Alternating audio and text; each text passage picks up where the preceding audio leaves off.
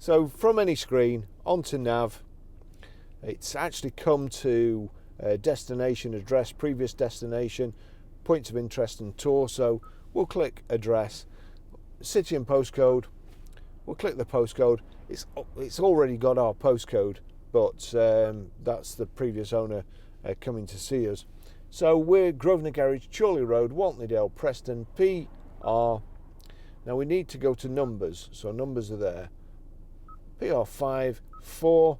It's defaulted back to letters J, S. Some you also need to, if there's only 2 numbers in a postcode, you need to put a space in, but this is automatically taken into account.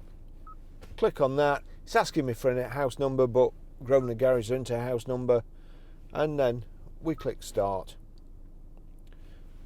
It's giving me 3 routes there: economy, short and fast. Done. Starting route guidance. That's it.